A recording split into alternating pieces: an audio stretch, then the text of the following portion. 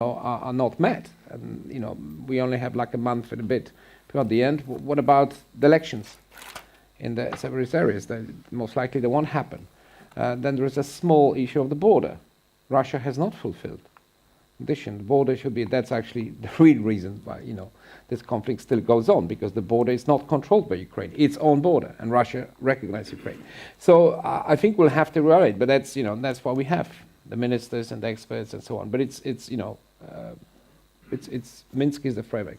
What does the end state? Well, glory to the country, of course, and glory to the people who are deciding, who are the main decision makers. But one thing is sure, in that vision, in this vision, at present, the small matters like international law, like good relations with the neighbors, like preserving the international order, which Russia allegedly has been supporting all these years, they're not topping the agenda, are they the opposite?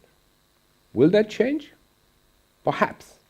But for the time being, it's probably safer, therefore better for us and for Russia, to assume that there is not a positive agenda. Frozen conflict, better than no conflict, right? Weak neighbor, better than solid, prosperous member. It goes against our experience, our grain. That's not how we think. We think we're right. Well, we know we're right. But that's not the way the thinking goes. So we have to, accept it as an unpleasant truth and draw the necessary consequences, which we have drawn and we continue to drawing. That's as best as I can describe it. Thank you. Andras and Oscar, if you can quickly, about 1 minute and 30 seconds each. 25, okay. About whether Putin has an end state in mind. Do we have an end state in mind as persons? Of course we don't.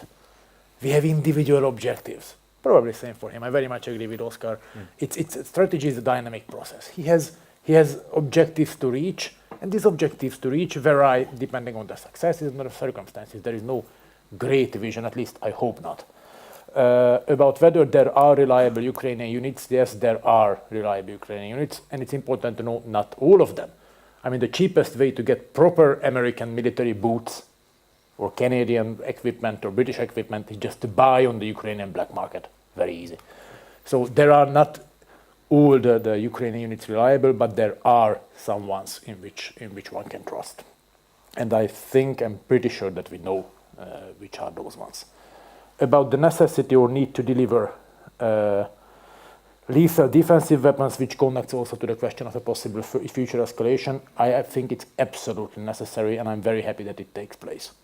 I'm not sure whether from military science perspective it's correct, but as far as I know, Russians have at least 2, but rather 3 so-called absolute weapons on the battleground. Absolute weapon is something against the opponent has nothing.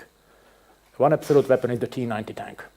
Because of its passive and active defense, Ukrainians have nothing to kill the T-90 with from the front or from the sides. So far, if I'm not mistaken, 6 T-90s were killed all together, all from the rear, with the classic Second World War way. You run after it and place a mine. This is not a strategy. Ukraine needs something against the T-90s. Let it be Javelin or let it be something else. Those have to be countered. Same with the drones and same with the Buratino flamethrowers. Ukrainians need something to take Buratinos out from longer than their actual ranges, because there is no defense against the Buratino, nothing. So delivering defensive lethal assistance, I think it's highly important, particularly because minor escalation, I think it's not really possible. The front line is more or less stable. Ukrainians are digging in every free day they have. They are fortifying the front lines.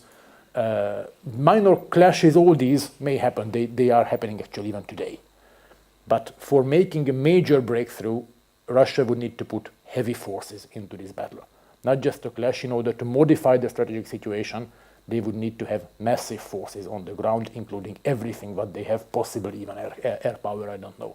So if things cannot go a bit worse, things either stay as they are or they go really wrong. And this is also an argument that justifies lethal defensive weapons. And yes, I think it's absolutely possible that a further escalation is still in the cards. Minsk process is actually going to be extended. Lavrov openly said the day before yesterday that we need to give 1 more year to Minsk, at least 1 more year. There is no easy solution. Thank you, Anders. Oscar. Well, to be brief, and I'm sorry to do this, Stefan, I'm going to answer with 2 quotes. And well, plans are nothing and planning is everything. And the second one is Clausewitz. I mean, the result of war is never final. It's read somewhere in the middle chapter, which no one reads. The result of war is never final.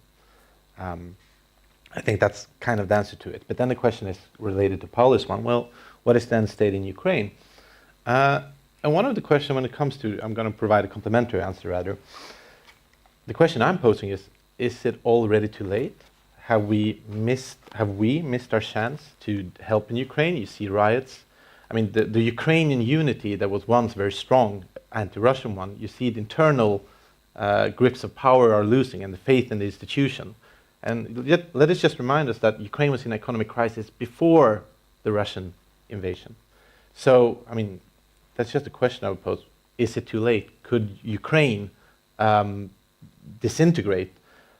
That's the interesting question. Well, what does Russia do then? Because that's what you can see what they're kind of striving for. And I would say that's one of the end states in Ukraine, the medium term. Thank you.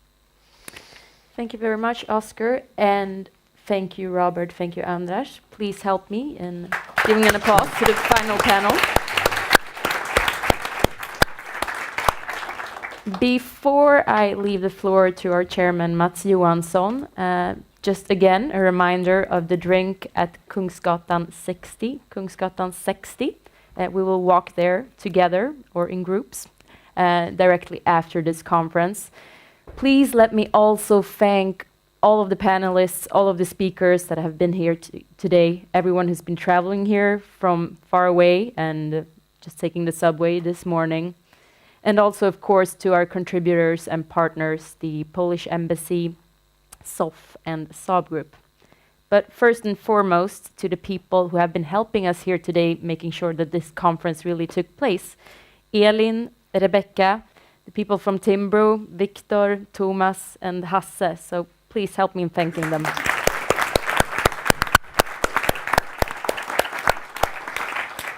And then the last thank you will be, of course, Katarina, who has been the showmaster of today, totally responsible for all the good things. The bad things are my blame. So.